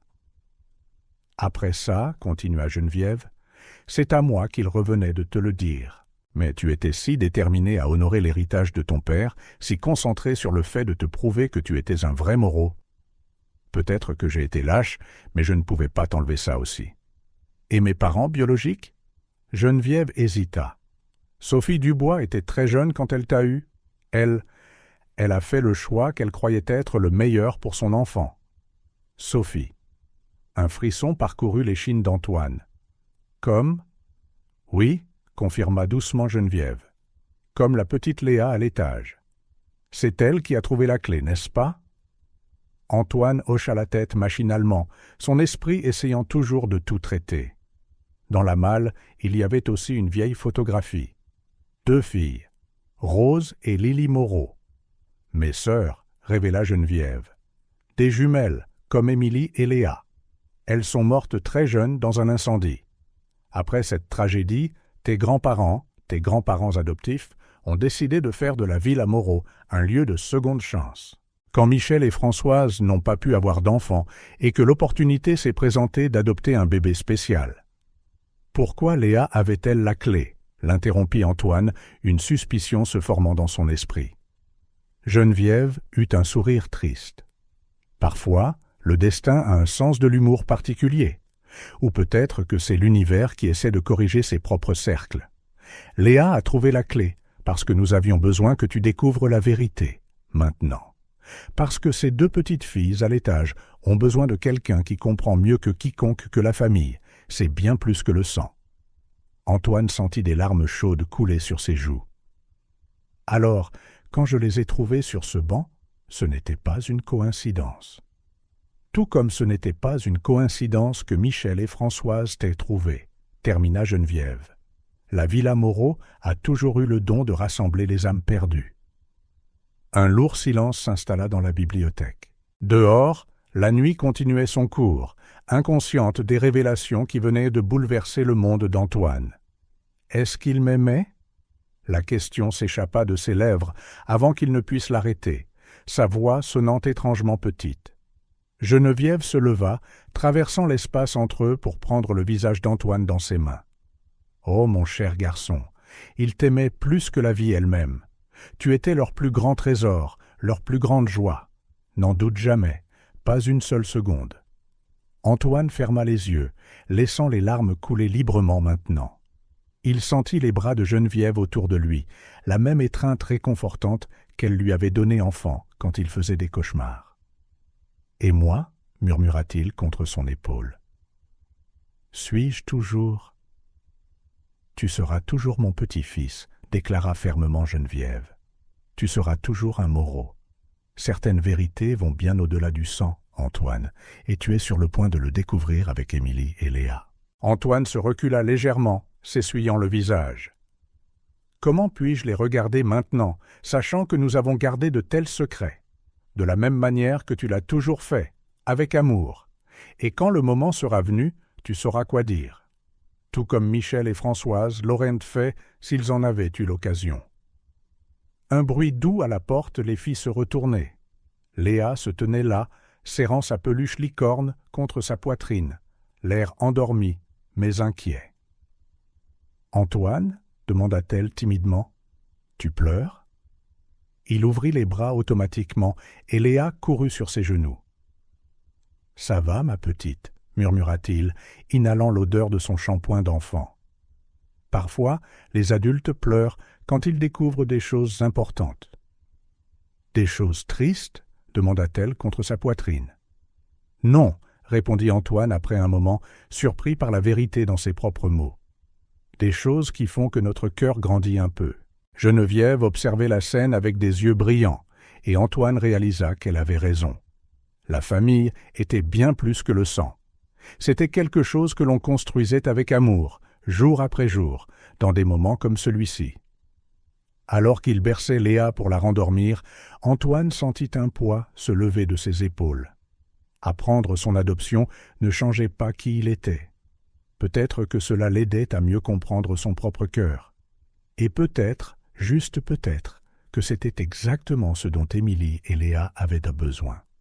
Quelqu'un qui comprenait de première main que les liens les plus forts ne sont pas toujours ceux avec lesquels nous naissons, mais ceux que nous choisissons de créer. Le soleil venait à peine de se lever quand Antoine retourna à la bibliothèque. Il n'avait pas pu dormir, son esprit tourbillonnant de questions sans réponse et de souvenirs désormais vus sous un nouvel angle. Geneviève était déjà là, comme si elle l'attendait, un plateau de thé fumant entre eux. Françoise a pleuré pendant 3 jours quand elle a appris qu'elle ne pouvait pas avoir d'enfant, commença brusquement Geneviève en versant du thé dans 2 tasses en porcelaine. Michel l'a trouvée dans la roseraie, dévastée. Ils avaient essayé pendant 5 ans. Antoine s'assit, acceptant la tasse avec des mains légèrement tremblantes. « Pourquoi ne me suis-je jamais douté de rien? Comment n'ai-je pas réalisé? » « Parce qu'ils se sont assurés que tu n'aies jamais de raison de douter, » répondit doucement Geneviève. « Françoise a décoré la chambre de bébé pendant toute la grossesse de ta mère biologique. Michel visitait l'orphelinat chaque semaine, apportant des cadeaux et faisant des plans. Quand ils t'ont enfin ramené à la maison, elle sourit au souvenir. Je n'ai jamais vu 2 personnes plus complètes. « Parle-moi de ma mère biologique, » demanda Antoine, sa voix presque un murmure. Geneviève s'ajusta dans son fauteuil. Sophie Dubois avait 16 ans. Elle venait d'une famille simple de la campagne. quand elle a découvert qu'elle était enceinte, ses parents l'ont envoyée dans un foyer pour mères célibataires à Paris. C'est là que Françoise l'a rencontrée. Elle y faisait du bénévolat. Antoine ferma les yeux, essayant d'imaginer. Et mon père biologique? Sophie n'a jamais révélé qui il était. Elle a seulement dit qu'il était très jeune et pas prêt à être père. Geneviève fit une pause, sirotant son thé. Françoise a passé des heures à parler avec Sophie, à l'aider à planifier son avenir. C'est Sophie qui a choisi tes parents, tu sais. Elle a choisi. Oh oui. Elle a dit qu'il y avait quelque chose de spécial chez Françoise et Michel, une gentillesse authentique. Elle voulait que son bébé ait non seulement le confort matériel, mais un véritable amour. Geneviève sourit tristement. Sophie était très sage pour quelqu'un de si jeune. Antoine se leva brusquement, se dirigeant vers la fenêtre. Le jardin en contrebas se réveillait sous les premiers rayons du soleil. Ils n'ont jamais pensé que j'avais le droit de savoir? Jamais considéré que je méritais la vérité? Bien sûr que si, mon cher. Comme je l'ai dit la nuit dernière, il prévoyait de te le dire pour tes 18 ans. Geneviève soupira. Michel gardait toutes les lettres de Sophie de sa grossesse dans cette malle. Il voulait que tu saches à quel point tu étais aimé dès le début, par tout le monde. Tes lettres? Antoine se retourna vivement. Je n'ai vu aucune lettre dans la malle. Il doit y avoir un autre compartiment secret. Michel était méticuleux avec les choses importantes. Geneviève se leva avec une certaine difficulté, se rapprochant. Mais, Antoine, tu dois comprendre, tes parents ne t'ont pas caché cela par honte ou par peur. Ils voulaient juste que tu grandisses en te sentant complètement partie de la famille, sans l'ombre d'un doute sur ta place parmi nous. Mais je ne suis pas vraiment un Moreau, murmura Antoine, plus pour lui-même que pour Geneviève. Ne sois pas ridicule, le gronda fermement Geneviève, le surprenant. Tu es plus un Moreau que beaucoup qui portent le nom par le sang. Tu as la gentillesse de Michel, la force de Françoise, et, Dieu m'aide, mon entêtement. Elle lui prit le visage dans ses mains, comme elle le faisait quand il était enfant. La famille, ce n'est pas juste de l'ADN, Antoine. C'est l'amour, c'est un choix, c'est un engagement quotidien. Antoine sentit les larmes lui brûler les yeux, comme Michel et Françoise avec Émilie et Léa. Exactement. Geneviève sourit, essuyant une larme qui s'échappait sur sa joue. Penses-tu que c'est une simple coïncidence si tu as trouvé 2 petites filles ayant besoin d'amour, juste au moment où tu étais prêt à comprendre cette vérité sur la famille? Un bruit dans le couloir les interrompit. Émilie apparut à la porte de la bibliothèque, déjà habillée pour ses leçons de piano. « Bonjour, dit-elle timidement, remarquant l'atmosphère émotive. « Est-ce que tout va bien ?» Antoine prit une profonde inspiration, essayant de se ressaisir. « Oui, ma chérie, nous nous remémorions juste quelques histoires de famille. » Émilie entra dans la bibliothèque, ses yeux curieux balayant les étagères. « Grand-mère Geneviève me racontait quand tu étais petit. »« Oh, vraiment ?» Antoine réussit à sourire malgré le tumulte dans sa poitrine. « Et qu'a-t-elle dit ?»« Que tu as aussi mis du temps à apprendre le piano, » répondit Émilie avec un petit sourire, « mais que tes parents n'ont jamais abandonné. » La simplicité de son observation frappa Antoine comme une vague. Ses parents n'avaient jamais abandonné. Pas quand il était un bébé qui avait besoin d'une famille. Pas quand il avait détruit les roses de Geneviève en essayant de commencer un jardin. Pas quand il manquait horriblement les notes dans ses leçons de piano. Non, acquiesça-t-il doucement. Jamais. Geneviève toucha doucement son bras. Et tu suis parfaitement leurs traces. Émilie observa leur interaction avec une sagesse dépassant son âge. « Antoine, dit-elle avec hésitation, tu pourrais m'emmener à ma leçon de piano aujourd'hui ?»« Bien sûr, » répondit-il immédiatement, sentant un étrange sentiment de calme. « Je vais juste prendre mon manteau. » Alors qu'il montait les escaliers vers sa chambre, Antoine entendit la voix de Léa venant de l'atelier d'art, probablement déjà réveillée et impatiente de peindre. La villa Moreau s'animait, petit à petit, comme chaque matin depuis l'arrivée des jumelles.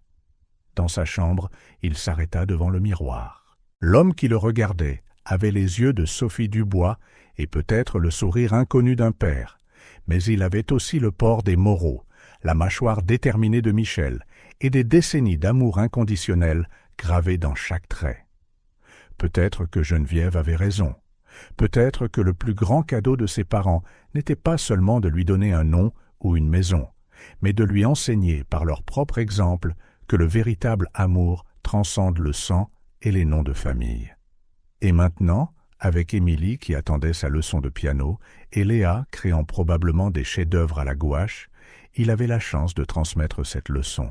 « Merci », murmura-t-il à son reflet, ou peut-être à Michel et Françoise, ou à Sophie Dubois, ou à tous ceux qui avaient tissé cette tapisserie complexe d'amour et de choix qui faisait de lui ce qu'il était. « Antoine !» La voix d'Émilie appela d'en bas. « Nous allons être en retard. » Il sourit, attrapant son manteau. Certaines vérités blessent lorsqu'elles sont révélées, mais elles nous libèrent aussi. Et parfois, nous avons besoin de comprendre notre propre passé pour offrir un meilleur avenir aux autres. La semaine qui suivit la révélation de son adoption changea profondément Antoine. Chaque moment avec les jumelles portait une nouvelle signification, et chaque souvenir de sa propre enfance semblait rafraîchi sous cette nouvelle perspective. Le dimanche matin, en regardant Émilie et Léa jouer dans le jardin, il se surprit à étudier leur visage avec une attention renouvelée. Émilie, absorbée par son livre même au milieu des jeux, avait le même sérieux que Geneviève prétendait qu'Antoine avait montré enfant. Léa, courant parmi les roses avec un abandon joyeux, lui rappelait ce qu'il venait d'apprendre sur sa mère biologique, jeune, pleine de vie, et faisant face à des décisions difficiles avec un courage surprenant. « Elles cherchent un endroit où elles appartiennent, » dit doucement Geneviève en le rejoignant sur la véranda. « Tout comme tu as trouvé le tien. » Antoine hocha la tête. « J'ai beaucoup pensé à Michel et Françoise, à ce qu'ils ont dû ressentir en choisissant de m'aimer inconditionnellement, même en sachant qu'un jour, je pourrais tout remettre en question. Le véritable amour comporte toujours des risques, mon cher. » Geneviève ajusta la couverture sur ses genoux. Mais certains risques valent la peine d'être pris. Comme par hasard, Léa trébucha sur une pierre dans l'herbe, tombant avec un bruit sourd. Avant qu'un adulte ne puisse réagir, Émilie était déjà à ses côtés, l'aidant à se relever avec ce mélange unique de fermeté et de douceur que seule une sœur peut fournir. « Elles sont incroyables, n'est-ce pas ?» murmura Antoine, regardant Léa transformer ses larmes en rire alors qu'Émilie faisait semblant d'examiner le genou éraflé avec une gravité exagérée. « Tout comme toi, » sourit Geneviève. « Je me souviens du jour où Michel t'a ramené à la villa. Tu étais si petit, mais tes yeux contenaient déjà des univers entiers de possibilités. » Antoine se tourna vers sa grand-mère. « Pourquoi ne t'es-tu jamais remarié après grand-père Charles ?» Geneviève parut surprise du changement de sujet, mais ses yeux s'adoucirent de compréhension. Parce que certaines personnes entrent dans nos vies pour nous apprendre que l'amour n'a pas à suivre une formule prescrite. Charles m'a donné des années merveilleuses, et Michel, et puis tu es arrivé et tu as rempli mon cœur de manière que je n'aurais jamais cru possible. Elle marqua une pause significative. Parfois, la famille que nous construisons est encore plus précieuse que celle dans laquelle nous naissons. Dans le jardin, Émilie avait convaincu Léa de s'asseoir sur la balançoire, et maintenant elles se serraient l'une contre l'autre sur le petit siège, leur rire résonnant dans la propriété. « Monsieur Moreau » apparut discrètement Jean-Pierre sur la véranda. « Les documents que vous avez demandés sont arrivés du cabinet d'avocats. » Le cœur d'Antoine fit un bond. Il avait demandé un aperçu complet du processus d'adoption légale, bien qu'il n'ait partagé ses pensées avec personne, pas même Geneviève. « Merci, Jean-Pierre. Laissez-les dans mon bureau, s'il vous plaît. » Geneviève haussa un sourcil interrogateur, mais ne dit rien, appelant plutôt les filles pour le thé de l'après-midi. Plus tard, seul dans son bureau, Antoine étudia attentivement les documents. Exigences, procédures, évaluation. Tout semblait à la fois intimidant et absolument juste. Son regard tomba sur une photo sur son bureau, prise quelques jours plus tôt. Dessus, il était assis au piano avec Émilie, tandis que Léa dessinait sur le banc à côté d'eux. Le naturel de la scène le frappa. Pas de pose forcée, pas de sourires artificiels. Juste 3 personnes partageant un moment de bonheur authentique. Un léger coup à la porte le fit lever les yeux. Émilie se tenait là, serrant ses partitions. « Antoine » demanda-t-elle avec hésitation. « Puis-je m'entraîner ici ? Léa dort et je ne veux pas la réveiller. »« Bien sûr, » répondit-il rapidement, rangeant les documents d'adoption. « Viens, je vais te montrer un nouveau morceau. » En ajustant le banc du piano pour Émilie, Antoine remarqua comment elle observait attentivement ses mains, imitant sa posture. C'était le même regard concentré qu'il avait vu sur de vieilles photos de lui avec Michel. « Tu sais, » commença-t-il doucement, « quand j'étais petit, j'avais aussi du mal avec certaines notes. »« Vraiment » demanda Émilie, ses doigts frôlant nerveusement les touches. « Oui. Mais mon père, Michel, disait toujours que l'important n'était pas la perfection, mais le courage de continuer à essayer. » Émilie resta silencieuse un instant, absorbant ses paroles. « Il te manque ?»« Chaque jour, » répondit honnêtement Antoine. « Mais j'ai appris que les gens que nous aimons ne nous quittent jamais vraiment. Ils vivent dans les leçons qu'ils nous ont enseignées, dans les souvenirs que nous partageons. »« Comme notre maman, » murmura Émilie si doucement qu'Antoine faillit ne pas l'entendre. Son cœur se serra. C'était la première fois qu'Émilie mentionnait sa mère directement à lui. « Tu veux me parler d'elle » Émilie hésita, ses doigts reposant toujours sur les touches du piano. Elle aimait aussi la musique.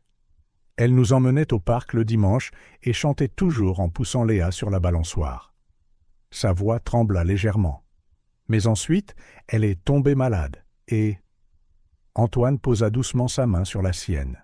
« C'est bon. Tu n'as pas à en dire plus si tu ne le veux pas. » Émilie hocha la tête, des larmes silencieuses roulant sur ses joues. « Parfois, continua-t-elle quand même, quand je joue du piano, j'ai l'impression qu'elle peut m'entendre. »« Je suis sûr qu'elle le peut, » dit doucement Antoine. « Et je suis sûr qu'elle est très fière de toi. » Émilie se tourna vers lui, ses yeux grands et vulnérables. « Antoine, est-ce que c'est bien d'aimer être ici, même si elle me manque ?» Antoine sentit son cœur se briser et se guérir dans le même instant. « Oh, Émilie, bien sûr que oui. L'amour n'est pas limité. On peut regretter quelqu'un et quand même ouvrir son cœur à de nouvelles personnes. » Sur une impulsion, Émilie le serra dans ses bras, enfouissant son visage contre sa poitrine. Antoine l'enlaça, réalisant qu'il n'y avait pas de retour en arrière possible. Son cœur appartenait déjà à ses 2 petites filles. Cette nuit-là, après que les filles se furent couchées, Antoine retourna à son bureau. Les documents d'adoption attendaient toujours dans son tiroir, mais maintenant, il les voyait avec une clarté cristalline. Michel et Françoise l'avaient choisi. Maintenant, c'était à son tour de choisir, d'offrir à Émilie et Léa le même amour inconditionnel qu'on lui avait donné. Prenant un stylo, Antoine commença à remplir les formulaires préliminaires. Chaque ligne qu'il écrivait était une promesse silencieuse, non seulement aux filles, mais à ses parents, qui lui avaient enseigné le vrai sens de la famille.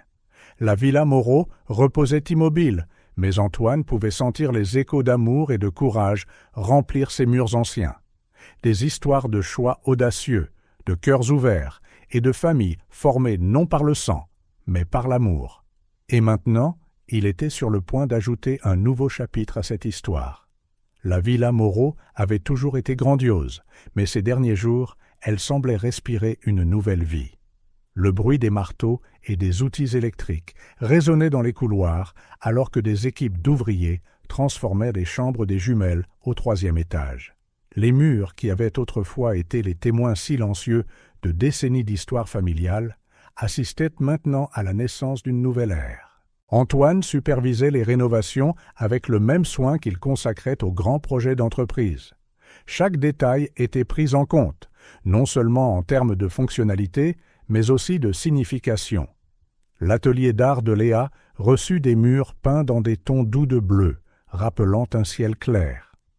La salle de musique d'Émilie fut équipée de panneaux acoustiques spéciaux, ses murs conçus pour ressembler à des ondes musicales. Les rideaux sont arrivés, annonça Geneviève en entrant dans ce qui serait la chambre de Léa, portant des échantillons de tissu dans ses bras. Léa va adorer ceux-ci. Ils ont de petites étoiles brodées qui brillent dans le noir. Antoine sourit, se rappelant la fascination de l'enfant pour tout ce qui brille.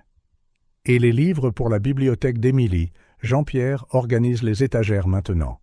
Nous avons réussi à trouver des éditions originales, des classiques qu'elle adore. En regardant sa grand-mère coordonner les touches finales avec l'aisance de quelqu'un qui a passé sa vie à prendre soin des autres, Antoine ressentit une vague de gratitude.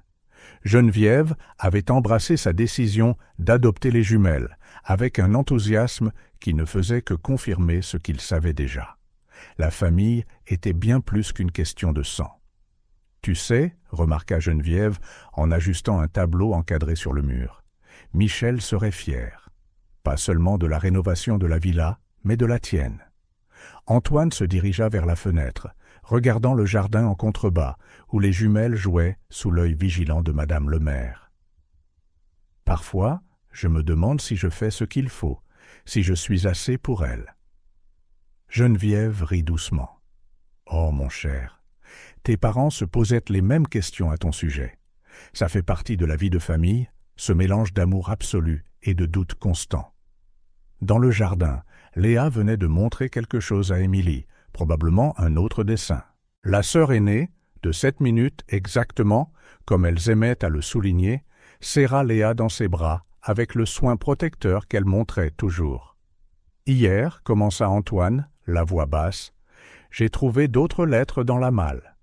Sophie, ma mère biologique, écrivait sur ses peurs, ses espoirs, sur la façon dont elle voulait que son bébé ait non seulement une maison, mais un foyer. » Geneviève se rapprocha, posant une main sur son épaule. Et il en a eu un. Tout comme ses 2 petites filles en auront un. Le bruit de pas précipités dans le couloir interrompit leur conversation. Émilie apparut dans l'embrasure de la porte, les joues rouges d'avoir couru. « Antoine, Léa a peint quelque chose d'incroyable. Tu dois voir ça. » Il sourit, se laissant tirer par sa petite main déterminée. Dans le jardin, Léa se tenait devant son chevalet, se mordant la lèvre nerveusement. La peinture représentait la Villa Moreau, vue à travers les yeux d'une fillette de 5 ans. Mais ce qui attira l'attention d'Antoine n'était pas l'architecture fantaisiste ou les couleurs vives. C'était la façon dont elle avait peint les gens sur la véranda. Ils étaient tous là. Geneviève dans son fauteuil préféré, Émilie au piano, que Léa avait décidé de placer à l'extérieur, sa logique d'enfant ignorant les contraintes physiques. Madame le maire avec un plateau de biscuits. Jean-Pierre arrosant les roses. Et au centre, se tenant la main, se trouvaient Léa, Émilie et Antoine. « C'est notre famille, » expliqua timidement Léa. « Tu aimes ?» Antoine s'agenouilla à côté d'elle, sentant une boule se former dans sa gorge. « C'est parfait, ma petite, absolument parfait. »« Je peux l'accrocher dans ma nouvelle chambre ?» demanda-t-elle avec espoir. « En fait, » répondit Antoine, « je pense qu'il devrait aller dans l'entrée principale pour que tout le monde puisse le voir. » Les yeux de Léa s'écarquillèrent. « Vraiment ? Mais et toutes les peintures importantes ? » « Il n'y a rien de plus important que ça, » dit-il fermement. « Parce que ça montre notre famille, exactement comme elle est. » Cette nuit-là, après que les filles se furent enfin endormies dans leur chambre temporaire, toujours réticentes à se coucher, trop excitées à l'idée d'emménager dans les nouvelles, Antoine déambula dans les couloirs de la villa. Chaque coin semblait différent maintenant, rempli non seulement de souvenirs du passé, mais de promesses d'avenir. Dans son bureau, les papiers d'adoption attendaient les signatures finales. Le processus serait long, il le savait, mais certaines attentes en valaient la peine. Michel et Françoise l'avaient attendu. C'était maintenant à son tour d'attendre et de se battre pour ses filles. La vieille clé reposait dans sa boîte sur le bureau, son mystère initial transformé en autre chose. Ce n'était plus seulement un objet qui ouvrait une malle de secrets passés, mais un symbole de la façon dont le destin fonctionne parfois de manière mystérieuse, réunissant des personnes qui ont besoin les unes des autres. Les rénovations se terminent demain, commenta Geneviève depuis l'embrasure de la porte, portant 2 tasses de thé. Juste à temps pour l'anniversaire des filles. Antoine prit la tasse, surpris. « Comment savais-tu que c'était leur anniversaire ?» Geneviève sourit mystérieusement. « Émilie l'a mentionné l'autre jour, pendant que nous organisions les livres. 6 ans. Une grande étape. Le même âge que j'avais quand j'ai vraiment commencé à me sentir partie de cette famille, » réfléchit Antoine. « Quand j'ai réalisé que peu importait comment j'étais arrivé ici, c'était ma maison. Et maintenant, tu peux leur donner ce même sentiment. » Antoine hocha la tête, ressentant une paix qu'il n'avait pas éprouvée depuis la découverte de son adoption. La Villa Moreau avait toujours été plus qu'une simple maison. C'était un refuge pour les cœurs ayant besoin de guérison, un endroit où les familles pouvaient se former de manière inattendue. « Penses-tu qu'elles seront heureuses ici ?» demanda-t-il, presque à lui-même. « Elles le sont déjà, » répondit simplement sa grand-mère. « Parce que, comme toi autrefois, elles ont trouvé non seulement un endroit où vivre, mais des gens à aimer. » Dehors, la nuit enveloppait la Villa Moreau dans son silence familier. Demain, les nouvelles chambres seraient prêtes. Demain, un autre chapitre commencerait dans l'histoire de cette famille grandissante, une famille qui s'épanouissait non par le sang, mais par l'amour. Et Antoine, enfant de Michel et Françoise par choix, petit-fils de Geneviève par amour, est maintenant sur le point de devenir le père d'Émilie et Léa par le même miracle qu'il avait autrefois amené chez les Moreau, comprenait enfin. Parfois, les meilleures familles sont celles que nous construisons, un cœur à la fois. Le bureau du juge Sullivan avait la solennité typique des cadres juridiques, mais ce matin d'automne, l'endroit semblait rayonner d'une énergie différente. Antoine redressa sa cravate pour la 10e fois, tandis que Geneviève ajustait le nœud dans les cheveux de Léa avec le même dévouement qu'elle montrait à ses roses primées. Émilie, impeccable dans sa robe bleu marine, serrait fermement la main d'Antoine. Au cours du mois qui s'était écoulé depuis qu'il avait commencé le processus d'adoption, la fillette était devenue encore plus protectrice, non seulement de Léa, mais de cette nouvelle famille qu'ils construisaient ensemble. « Nerveux ?» murmura Geneviève à son petit-fils, ses yeux brillants d'un mélange de fierté et d'amusement. « Plus que le jour où j'ai pris la présidence de Moreau Entreprises, » admit-il doucement. « Bien plus important que n'importe quelle entreprise, » acquiesça Geneviève, lissant une mèche rebelle des cheveux de Léa. Le juge Sullivan, un homme d'âge mûr aux yeux bienveillants derrière des lunettes cerclées d'or, sourit en examinant les derniers documents.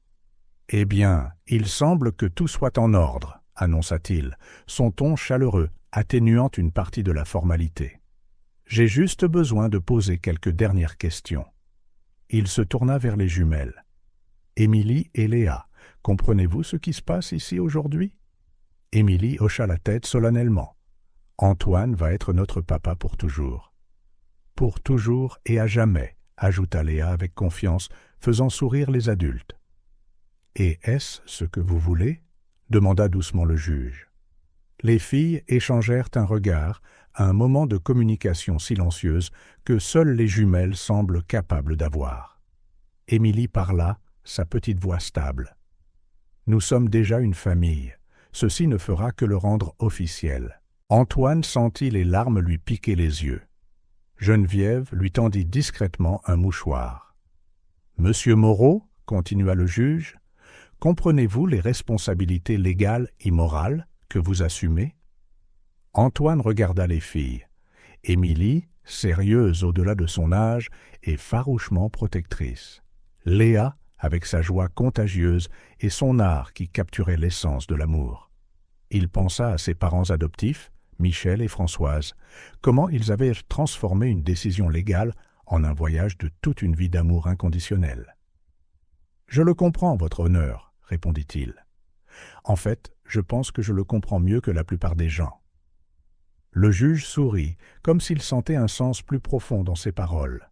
D'un trait de plume, il signa les derniers documents. « Eh bien alors, j'ai le plaisir de rendre cette adoption officielle. Émilie et Léa sont désormais légalement et en permanence membres de la famille Moreau. » Léa sauta immédiatement dans les bras d'Antoine, tandis qu'Émilie le serrait fort autour de la taille. Geneviève, ne fit aucun effort pour cacher ses larmes, cette fois. « Maintenant, on peut lui montrer notre cadeau ?» demanda Léa avec enthousiasme. Antoine haussa un sourcil en direction de Geneviève, qui haussa simplement les épaules avec un sourire entendu. Les filles avaient passé la semaine dernière à chuchoter avec leur arrière-grand-mère, planifiant clairement quelque chose. Émilie sortit un paquet du sac de Geneviève.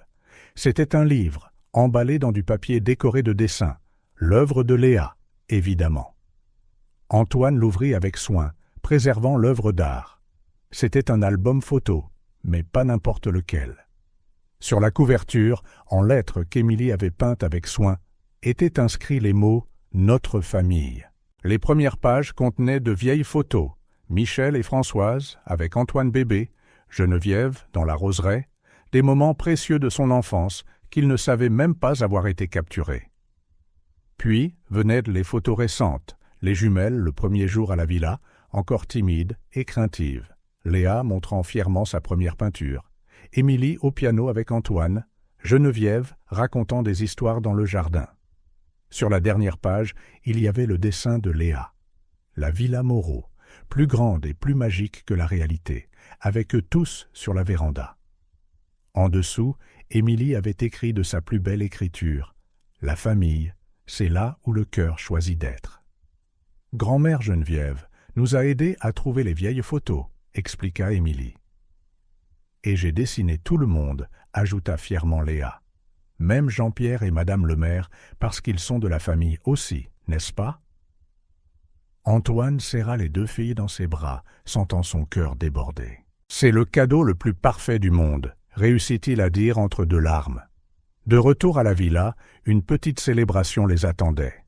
Madame le maire avait préparé toutes les friandises préférées des filles, et Jean-Pierre avait décoré le jardin de lumière délicate.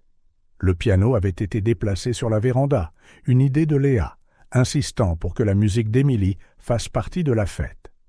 Tandis que les jumelles se précipitèrent dans le jardin avec l'énergie débordante de l'enfance, Antoine rejoignit Geneviève sur sa balançoire préférée. « Tu sais ce qui est drôle ?» remarqua-t-il, regardant Léa essayer d'apprendre à Jean-Pierre à faire de l'aquarelle pendant qu'Émilie jouait une version simplifiée de « Pour Élise ». J'ai passé des semaines obsédé par cette clé, cherchant ce qu'elle pourrait déverrouiller. Mais à la fin, elle a déverrouillé exactement ce qu'elle devait déverrouiller, termina Geneviève pour lui. « Ton cœur !» Antoine hocha la tête. « Quand j'ai appris mon adoption, j'ai cru que j'avais perdu mon identité. Mais en fait, tu as découvert une vérité encore plus grande sur qui tu es, » sourit Geneviève. « Le fils de Michel et Françoise, par choix. Le père d'Émilie et Léa, par le même miracle. « Antoine !» appela Léa depuis le jardin. « Viens voir, j'ai peint Jean-Pierre. »« Pauvre Jean-Pierre !» rit Geneviève, regardant le chauffeur essayer d'avoir l'air flatté par le portrait abstrait de Léa. Antoine se leva, mais s'arrêta un instant. « Merci, grand-mère, pour tout. »« Va, » l'exhorta-t-elle doucement. « Tes filles t'attendent. » L'après-midi se transforma en soirée, et les lumières du jardin créèrent une atmosphère presque magique. Émilie s'était endormie sur les genoux de Geneviève, tandis que Léa luttait contre le sommeil dans les bras d'Antoine. « Papa » marmonna Léa d'un air somnolent, utilisant le mot pour la première fois. « On peut refaire ça demain ?» Antoine lui embrassa le front, son cœur se gonflant à ce simple mot. « Quoi exactement ?»« Ça, être une famille. Chaque jour, promit-il, pour toujours et à jamais. »« Et à jamais », fit écho Léa avec un bâillement avant de finalement se rendre au sommeil. Antoine regarda sa famille, Geneviève berçant Émilie, Léa blottie dans ses bras, et la villa Moreau brillant derrière eux. La vieille clé reposait dans sa boîte dans la bibliothèque, son mystère enfin résolu. Car à la fin, elle n'avait pas seulement déverrouillé une malle de secrets passés. Elle avait ouvert la porte d'un avenir rempli d'amour, d'acceptation et de la plus pure sorte de famille, celle choisie par le cœur.